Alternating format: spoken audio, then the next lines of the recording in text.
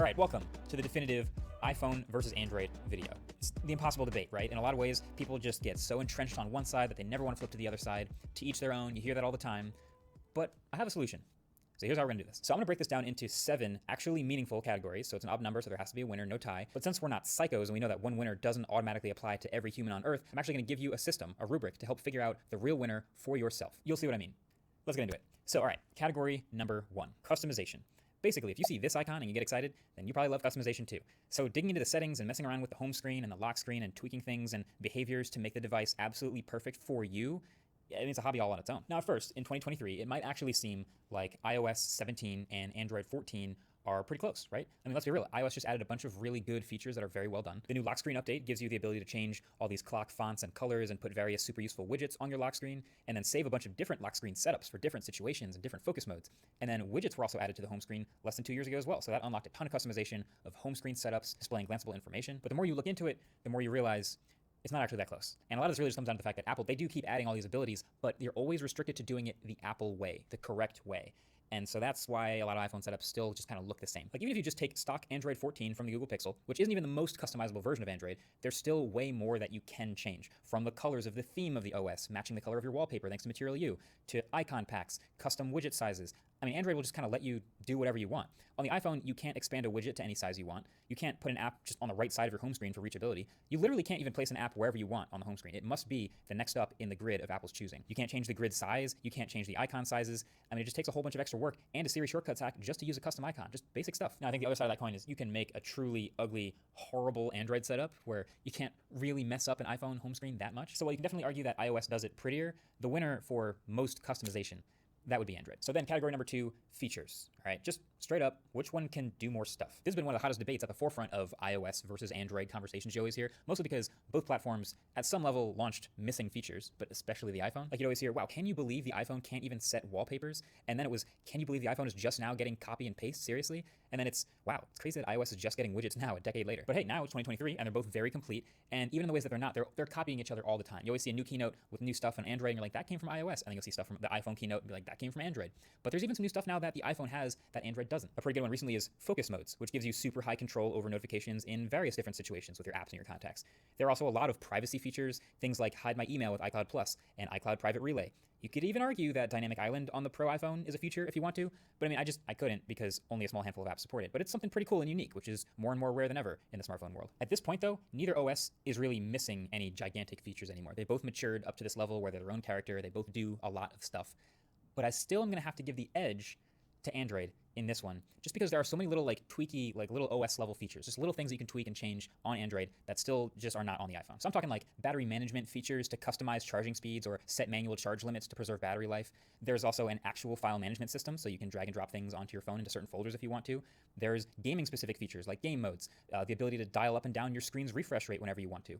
Independent volume controls for phone calls and ringtones and alarms. Also, reverse wireless charging comes up a lot for charging wireless earbuds without breaking out a separate cable. Really, it comes down to the benefit of Android is having so much feature choice. That's kind of the point. And this also bleeds into hardware too. So even if the feature you want is a huge camera with no notch, then you have to get an Android phone, right? So if the feature is a super fast charging or a 10x camera or USB Type-C, as of right now, it's got to be an Android phone. So even though they both offer all the basic features and they appear to copy each other all the time on little added stuff, the winner here, again, is definitely Android. Now, number 3 is easier, again, is definitely Android. Now, number 3 is ease of use. Now, ease of use is very valuable to a lot of people, like a lot of people. And the thing about ease of use is it often basically has an inverse relationship with customization and a ton of features, because there's this delicate balancing act you have to do of having flexibility, giving flexibility to the user, but not overwhelming them with a ton of buttons and settings. And this is really where the iPhone excels and has excelled for years as a high priority for sure, even in the most fundamental ways. The home screen on the iPhone has had up to 4 icons in the dock on every iPhone since the beginning.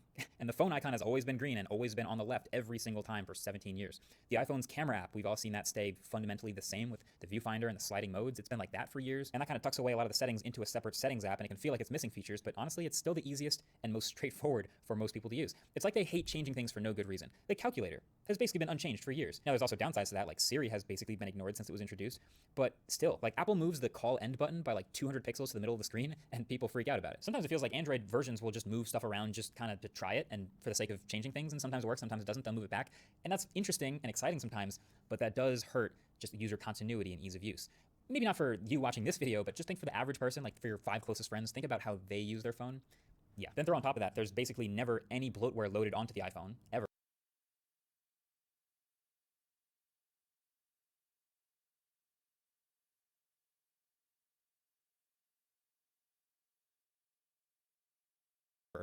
And then customer service is basically always better for an iPhone because Apple stores are everywhere and Apple controls that entire experience for better or for worse. So they get to do great work with customers. So it's just for people who are not enthusiasts, who just want to get the thing and not think about it anymore, they pretty much always go with the iPhone. So ease of use is a checkbox for the iPhone. By the way, if you're enjoying this video, get subscribed. Why not? It's free. All right, so we got to talk about updates. So number 4 is support. So this is something that I would classify as kind of underrated just because I don't think enough people buy their new phone that they plan on having for years with this in mind. I think having the latest and greatest updates, software, and security patches as quick as possible and as long as possible should be a priority, but it usually isn't for people.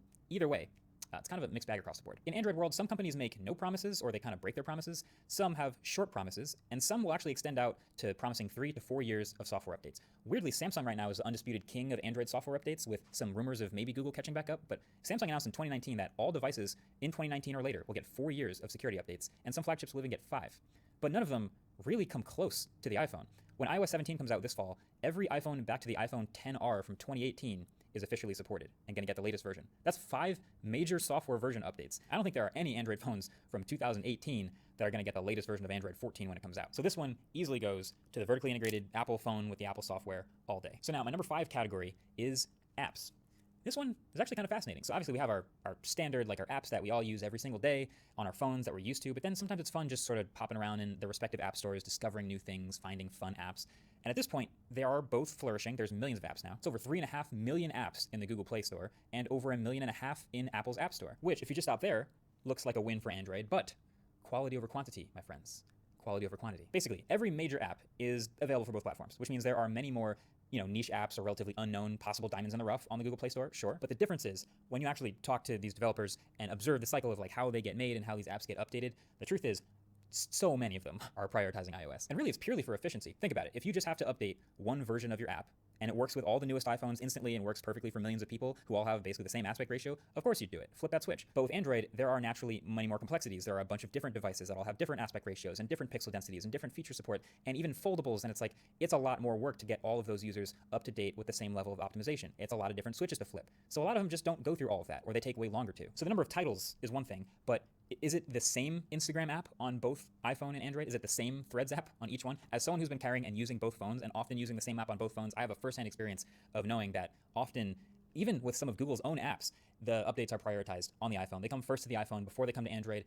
I wish that wasn't true. I wish they were just as easy to do one or the other, but that's just the truth of it. So the slight app advantage is going to go to the iPhone here. And interestingly enough, this also applies generally to accessories. Again, same reason, same efficiency, but that's a win for the iPhone. So then category number 6, I'm going to go a little more subjective with this one, but I still think it matters, which is excitement. Which one is more interesting or exciting in the moment to you? Now, honestly, I get pretty excited for a lot of different new tech these days. And actually, because there's only like 1 or 2 new iPhone drops every year, it's actually very easy to get hype built up for the new iPhone.